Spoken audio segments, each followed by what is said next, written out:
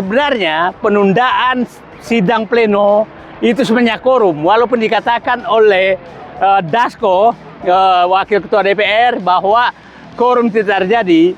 Sebenarnya saya punya keyakinan bahwa Prabowo ada perintah untuk menghentikan semua ini demi menyelamatkan demokrasi. Muncul jiwa demokratisnya, Prabowo ingin menyelamatkan negeri ini dari rekayasa busuk politik dinasti Jokowi.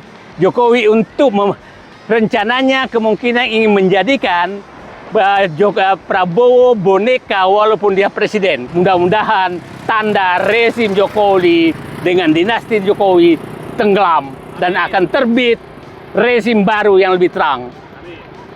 Selamat jalan Pak Jokowi, silakan pertanggungjawabkan apa yang pernah Anda lakukan selama 10 tahun.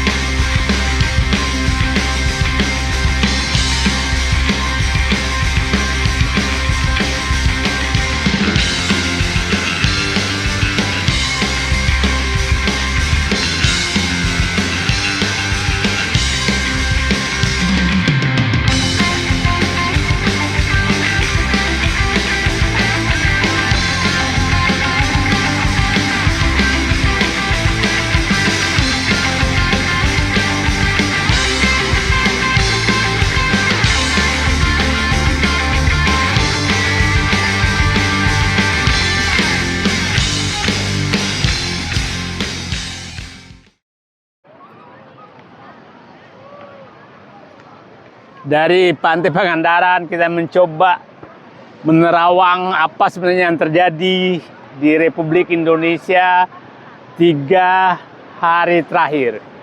Kita tahu bahwa Mahkamah Konstitusi mengeluarkan keputusan tentang persyaratan pilkada setelah Koalisi Indonesia Maju Plus seakan-akan ingin menguasai pilkada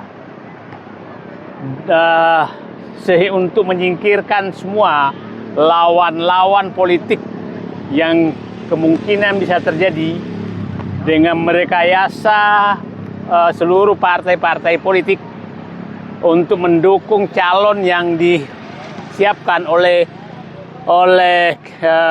Kim Plus. Dan dimulai dari yang sangat mengagetkan adalah bergabungnya partai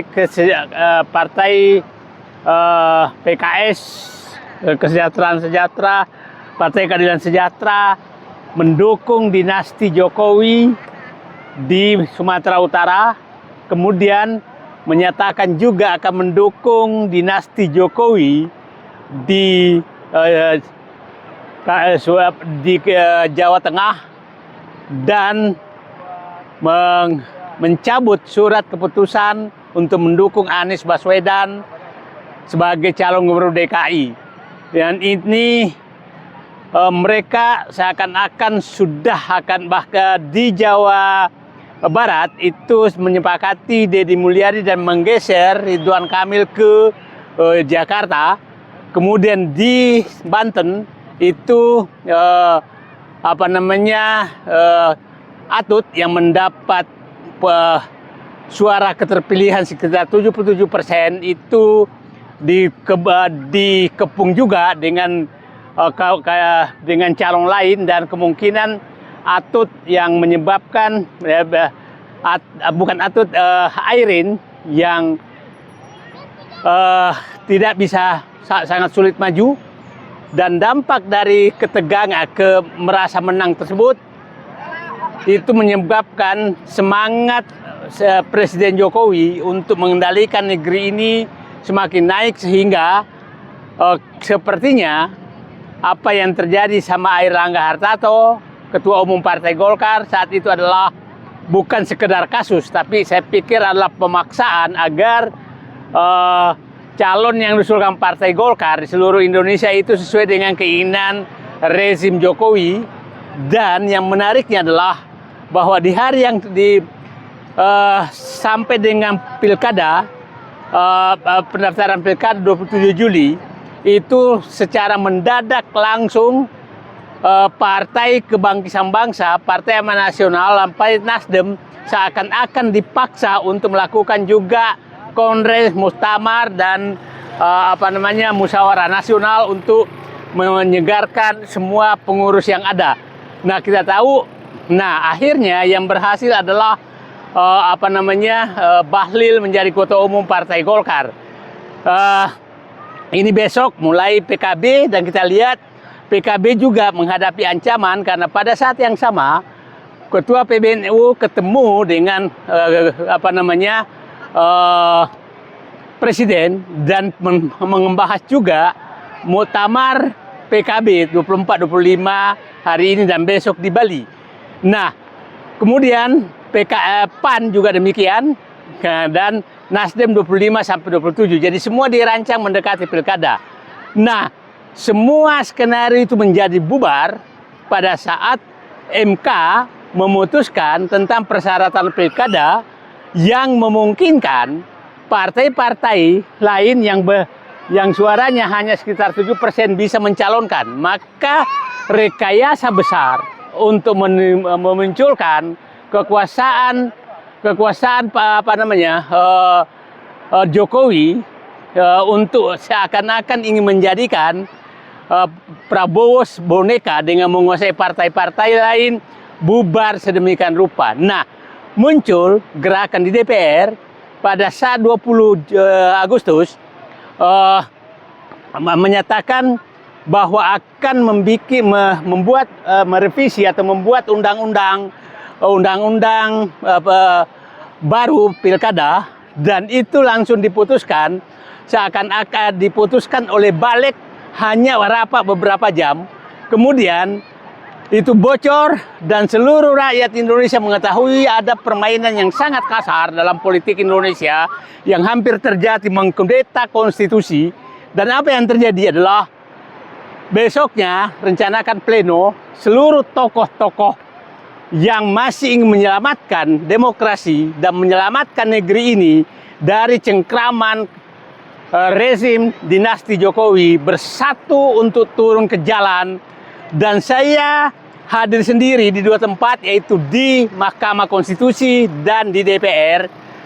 Bahkan kemarin di KPU, kita lihat bahwa seluruh tokoh-tokoh yang selama ini kita kenal sebagai orang Jokower, pro Jokowi, seperti Gunawan Muhammad, Yunarto Wijaya, kemudian tukang-tukang survei, banyak sekali tokoh berkumpul di Mahkamah Konstitusi dan menyuarakan agar negara ini harus diselamatkan dengan dua cara, adalah mengikuti Mahkamah Konstitusi dan menurunkan Joko Widodo. Nah, kemudian di Senayan itu seluruh mahasiswa turun, dan akhirnya saya yakin betul bahwa saya dapat informasi sebenarnya penundaan sidang pleno itu sebenarnya korum, walaupun dikatakan oleh Dasko, Wakil Ketua DPR, bahwa korum tidak terjadi.